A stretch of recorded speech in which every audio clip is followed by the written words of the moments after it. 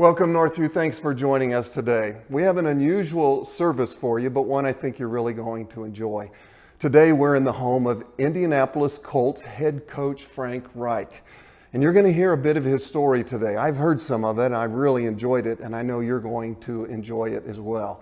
Frank became the head coach in 2018, and that year he took us to the playoffs. And so we're excited, to say the least, that he is here. Frank, welcome, and thanks for joining us. Well, thank you, Steve. It's my pleasure, and enjoyed the opportunities we've had to speak over the last couple of years on occasion, so thanks for having me. Thanks. Well, we're glad you're here, and we appreciate you opening up your home. So before we really get into the interview, I'd love to have your thoughts on the season, the upcoming season, and with our new quarterback, Philip Rivers. Yeah, we're really excited about the upcoming season. As strange as this off season has been with this COVID-19 virus thing that we've all had to deal with, in some other strange ways, it's developed even more anticipation for the season, more excitement. I know as a team, what makes me excited about the prospects of the season is our players. I'm sure it's not unlike you with Northview. And there's a word that I use with our players all the time, and we talk about this, the cumulative effect of every player, their character, their work habits, of everything that they bring to the table. It's not about any one guy, it's the cumulative effect of the whole team. And that's what gets me excited. And then on top of that, yes, we do happen to have this guy, Philip Rivers, who I believe is a future Hall of Fame quarterback. So that's exciting. I mean, and of course I have past history with Philip, our offensive coordinator. So I just think it was a unique opportunity to get him at the end of his career. But yet I still think he has plenty of good football. So I think Colts fans should be very excited about this year. Yeah, really. I'm ready for some football. So to peel back a layer, tell us a little bit about your family. I know that you've got a new granddaughter, and tell us a little bit about your family. Yes, my wife Linda, we've been married for 34 years. She's amazing. I mean, the better half for sure. She just, in every way, she's made me a better man, a better coach. She sharpens me. She's spiritually been a powerhouse in my life, helping me grow spiritually. I'm very blessed to have an amazing wife of 34 years.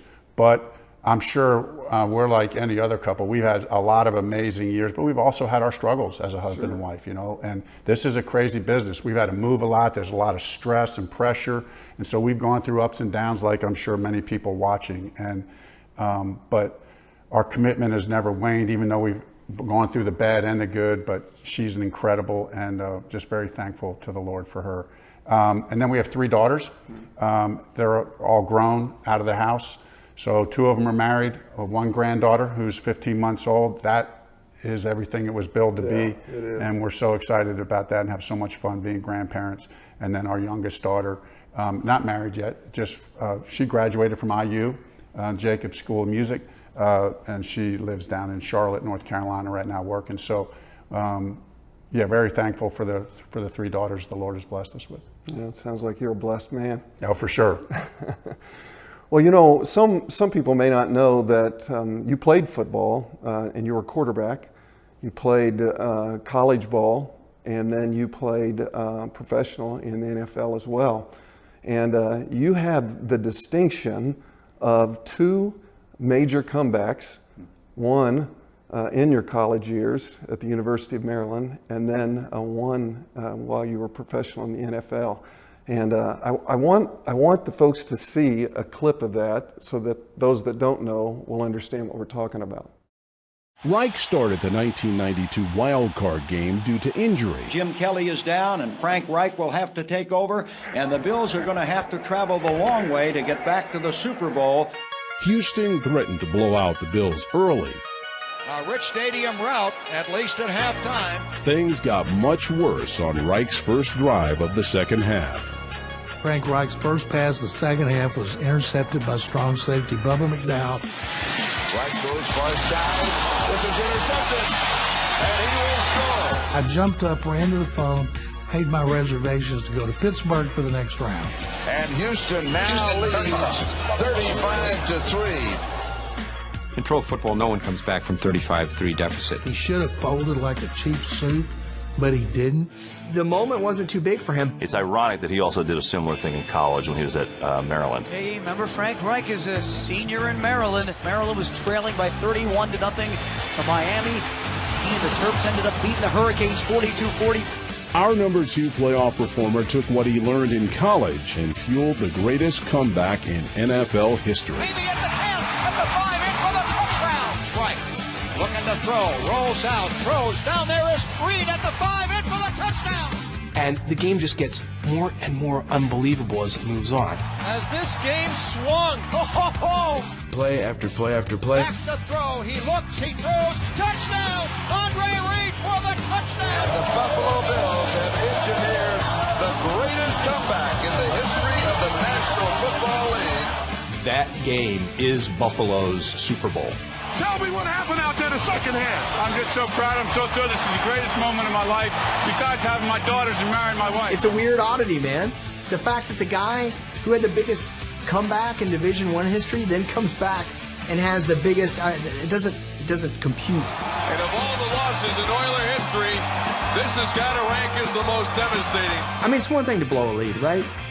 But to blow a lead and have the backup quarterback wheeling and dealing out there, oh man. The fact that Frank Reich did it, I think raises it to just a ridiculously high level. He deserves it. You're just not going to see anything like that again.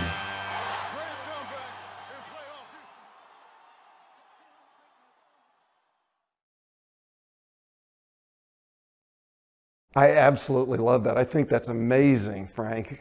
I tell you, I love the quote that you said that was at the end of that video that said, I always felt this wasn't a story about Frank Reich, but a story about God the Father giving glory to Christ the Son. I love that. That is absolutely incredible and shows your heart. But that had to be surreal to, experience it once in your life in college, but then to turn around and experience it again.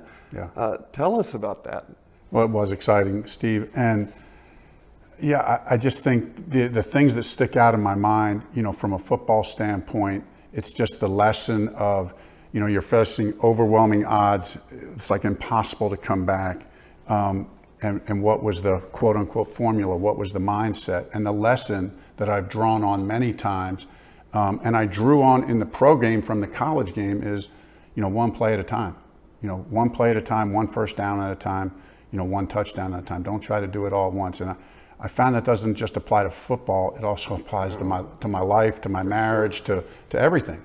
And so that's been very valuable.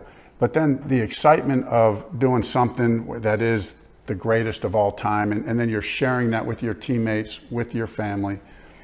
But then I always have to say, whenever we start talking about these quote unquote famous comebacks, I always have to remind myself and remind anybody else that after that second comeback game in the pros, just 4 weeks later, I set the record, the Super Bowl record, for the most fumbles ever.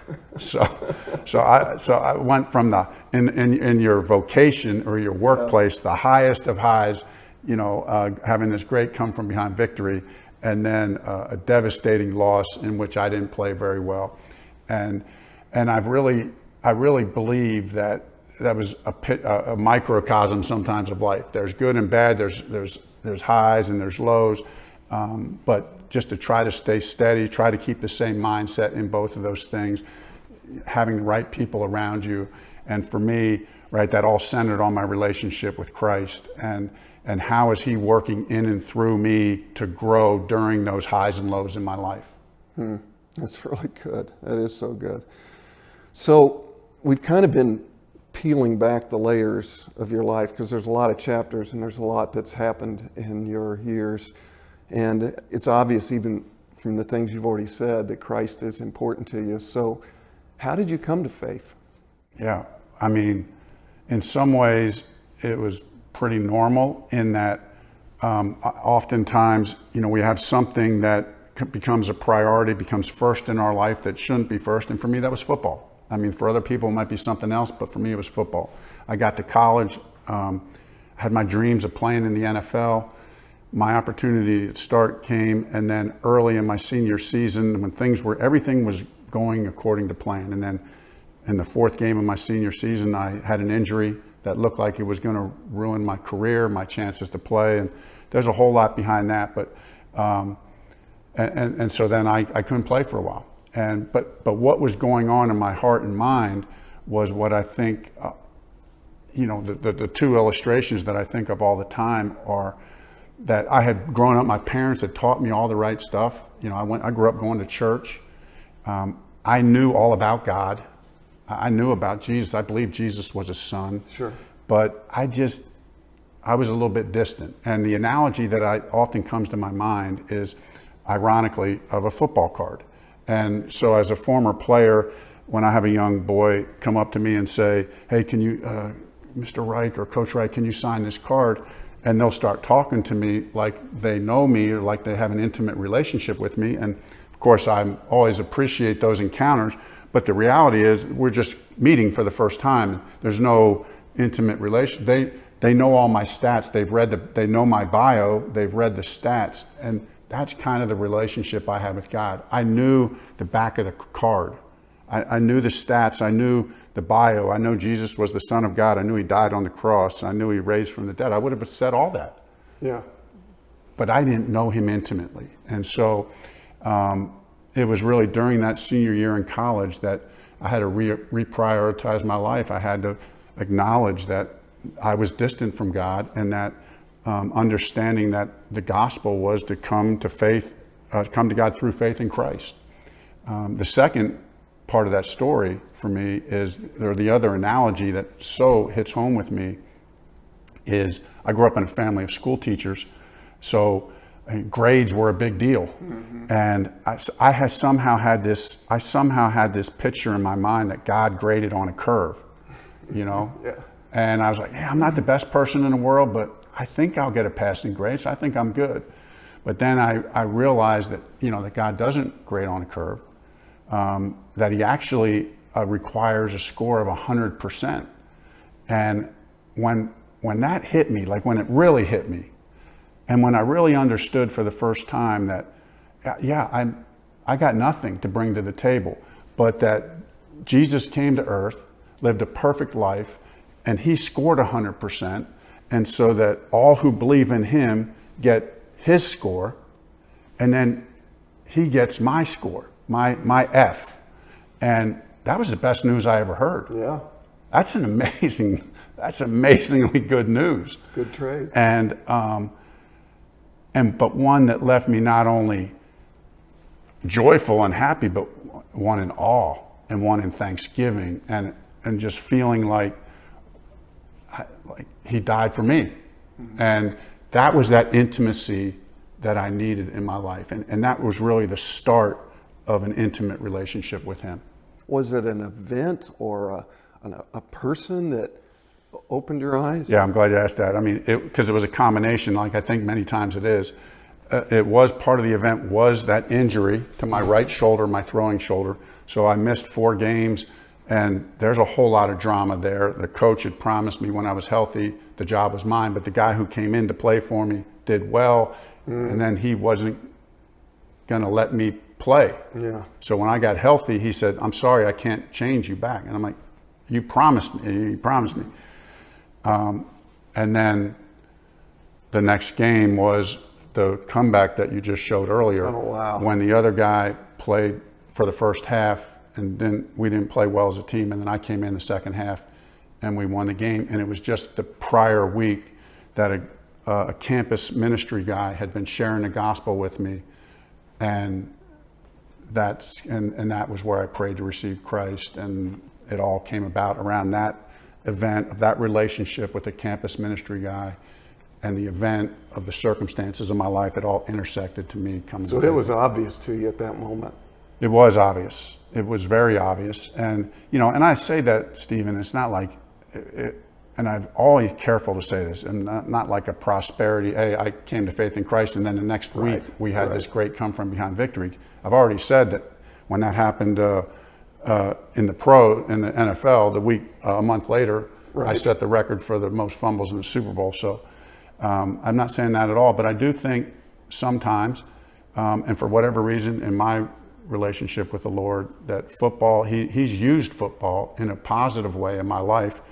Not that it's all been positive experiences and feel-good experiences for me, but the ups and downs of this profession, and there's ups and downs, and I realize that football is minor in the scope of things in the big life, but when you're in it and it's your full-time job, it's major. And so a lot of the lessons I've learned along the way have been through sports. That's good. So let me peel back another layer, another part of your story, and that is, so you go from playing football to the president of a seminary to pastor, and now back to football. How did all that happen?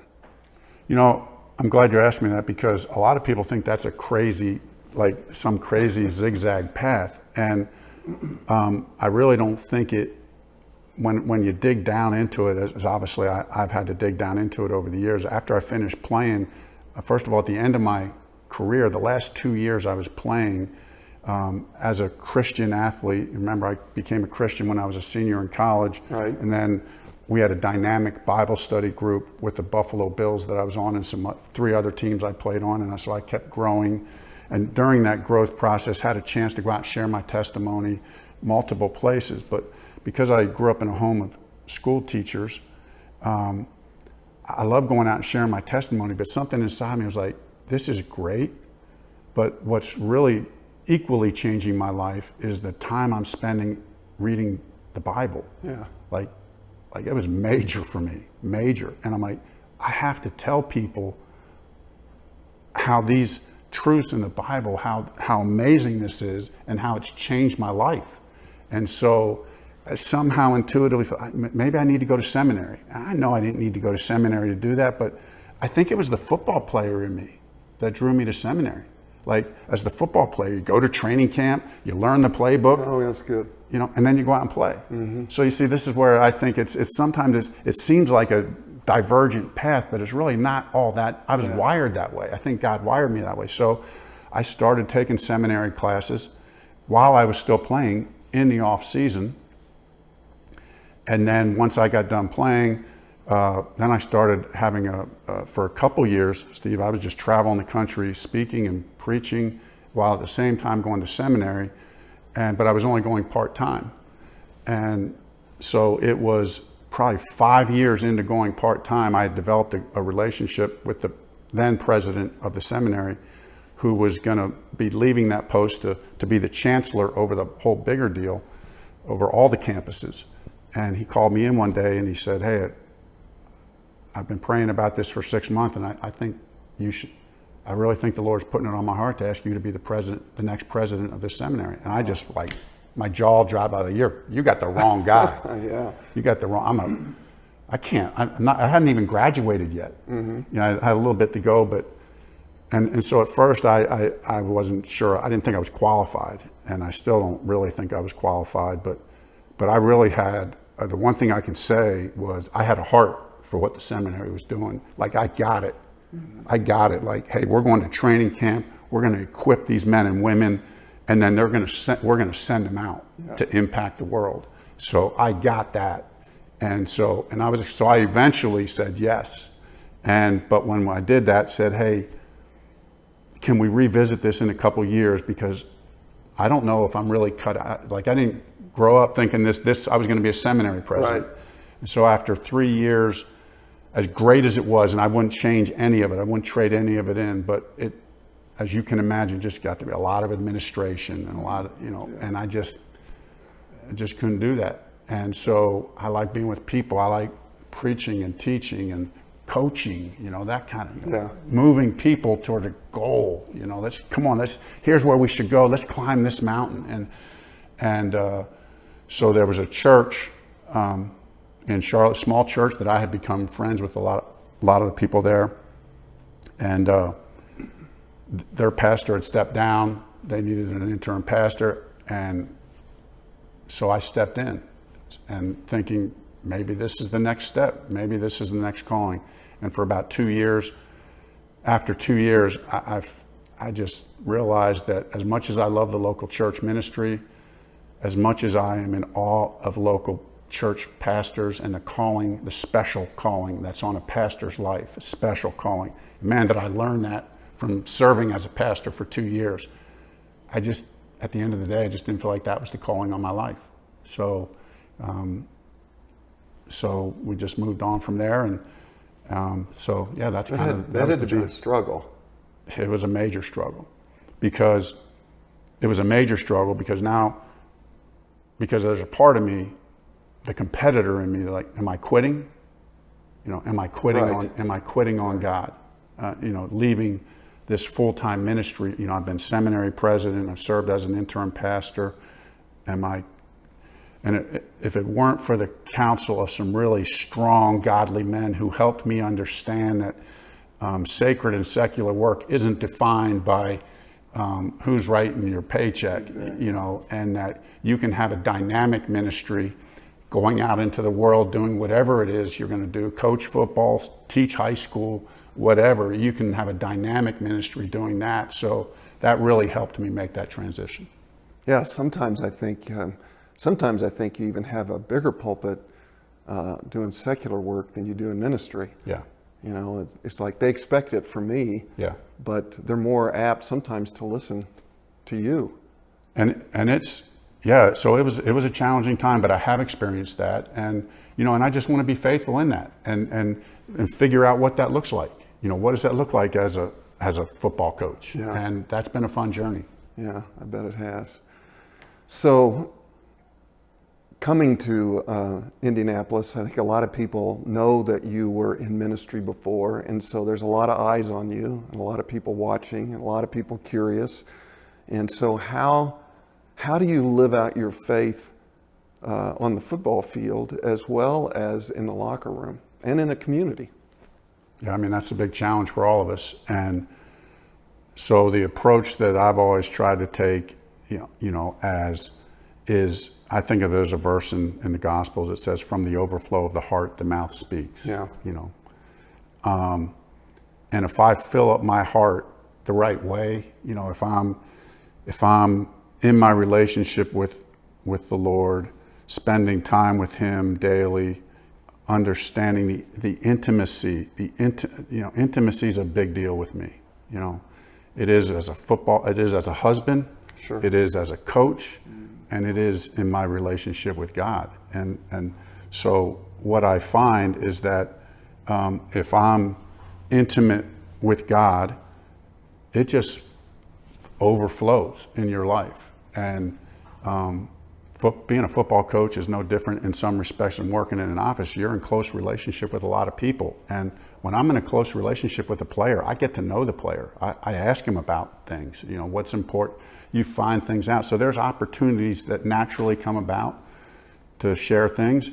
But at the same time, I understand that I was called to be the head football coach. So I'm not walking in there with the Bible beating people over the head or trying to quote unquote proselytize people or convert people, when I'm up front in a football meeting. If someone comes in my office and there's been a death in the family or they're struggling with something, and you come and you're talking about personal things, there's a time and a place to share that. Other than that, I would just pray that the light of Christ would shine in and through me or any of us, right, as we're doing our work. That passage in Scripture that says, hey, when people notice what's different, why is he like that? And I would hope that there would be some of that, and that would be a good thing, and that would be a result of my time, my intimacy with God. Tony Dungy was a strong believer and had an impact spiritually on that team as well as the community. And so as a pastor, I was excited when I heard you were coming, because it was hard to lose him because of the spiritual side especially. And so when I heard you were coming, I thought, man, God is just not finished with Indianapolis and with this team. And in fact, you were with the Philadelphia Eagles in 2017 when they went to the Super Bowl, and it was it became pretty wildly known of what God was doing on that team. And so you played a big part in that as well. It's fun. I mean, it's fun to be part of those. You know, you develop relationships with the people you work with, and you know, especially football players are. Those guys are passionate about what they do. Here's the other great thing about football players: they're not afraid to voice their opinion. You know, these are very confident men. Mm-hmm. They're going to tell you what they like and why they like it, and they have deep convictions. So I find that really stimulating. You know, that's a very dynamic, and it's, you don't always agree on everything. I had a conversation in my office in the last 6 months with a guy that it wasn't planned. We just started talking, and there was two different perspectives, and it was so right. It was so right because of the respect and the love for each other. But hey, okay, we just don't agree with this. We just don't agree on this. Sure. And but we're still locked arms, and you know, we're here for a reason, and you know, we're here to help this team win football games, and that's what we're going to do. So I love that, you know. But I think it's important to, you know, in those moments that you just realize that just letting the Holy Spirit, letting God do the work, and just enjoy the relationship. Yeah. Enjoy the relationship and give respect and dignity to everybody. And it's not my job to go in there and you know, be the pastor. It's my job to go in there and be a football coach. Sure. And be a really good football coach. And in the relationships, we learn from each other and we grow because of our relationship. So that's fun. Yeah. So I think your witness is so powerful because you're the real deal, Frank. I mean, you're a man of integrity, and you live it in front of your men, and you live it in front of the community. And man, that's probably the most effective witness you can be. Well, I appreciate you saying that. I mean, but part of being, as you know, being a pastor of a very large church, part of being the real deal is you don't always get it right.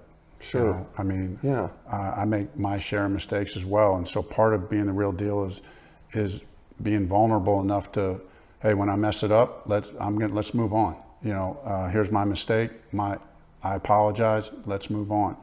And then secondly, because I think I'm tracking with you 100% as far as the integrity piece being so important, because I feel like I'm on the recipient end of that with the coaches I work with, the players I work with, and I feel like this is a reciprocal deal.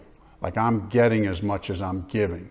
And but I do feel the responsibility of the position and the role that I'm in of wanting to aspire to be a man of integrity. I mean, we always say when we look for the character of a person, you're looking for a lot of things, but in my mind, I'm looking for two things. And the two things I'm looking for are two things I'm aspiring to be more as much as anything else. And that's integrity and humility. That's good. And if you know, and integrity, right, comes from that Latin word talking about wholeness, and that, you know, that what we say and what we do, it matches up. Mm-hmm. There's no an integer integrity comes from the word integer, right, which is a whole number. So it's not 1 3/4, you know, it's wholeness. I'm not doing a fraction of what I said. I'm trying to do all of what I promised you I was going to say to do, that I was going to do. So that's really important. That's really important to me as a man, as a husband, as a coach. Sure. And when you stand up in front of the team and you say this, and it's really important for me that the players, that what they say and what they do, it matches up. But the humility piece is also equally as important, because to me, if you don't have humility, then how are you going to grow? Mm-hmm. I mean, how are you going to grow? How can I grow as a coach? How can I grow as a husband? How can I grow as a Christian if I don't have a posture of humility? I mean, that's just critical. And you see it in football all the time, Steve, because, you know, these guys walk in and they're incredibly confident guys. I said that earlier. Sure. But the key is we're actually not looking for the confidence. They got that down just fine by themselves. I'm looking for humility. Yeah. Because that's the secret sauce to me, that blend of confidence and humility. People think that they can't coexist together. Well, for me, I just look to Jesus. Mm-hmm. Confidence, humility. That strength of character. Yeah, that's the strength of character that we're looking for, and I think that we all should aspire to be. Yeah, that's so good, so good. So I'm going to peel back another layer. And I actually heard, we were at an event together, and I heard Hunter Smith share this. And I was blown away, and I just thought, I had to laugh to myself, and I thought, that is so cool. And that is, you came here in 2006 to Indianapolis. You came in 2006 as an intern. And a decade later, you're the head coach of the Indianapolis Colts. Now, first of all, that's an incredible leadership story.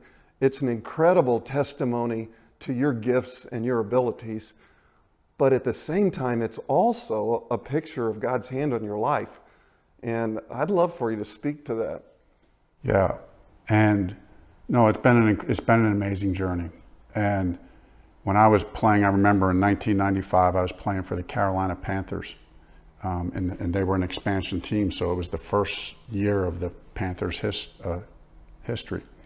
And I was in a players' Bible study, and I remember one of my teammates, Bob Christian, I still remember this like it was yesterday, and he asked a question at Bible study one time. He said, what is God doing in your life that only he can get the credit for? And me becoming the head coach of the Indianapolis Colts, to me, is like one of those stories. I mean, just look at how it happened. Another coach had already taken the job, and then for his own personal reasons, walked away. I mean, that's never happened. Right. So that gives me confidence. That gives me confidence that was God at work. That was God at work, that he opened the door for me to be here. But I also, again, think back to the comeback game and the Super Bowl game, but I also realized that, I got fired along the way too. I got fired along the way too. That was the hardest thing in many respects that I'd ever gone through. I'd never had anyone tell me I wasn't good enough. And for whatever the reason, it's hard. It was hard. So, and it helped give me perspective and confidence coming into the role to see, God's hand was on every step, including some of those down moments, right? But it was all for a reason. It was all for a reason. It was all shaping and forming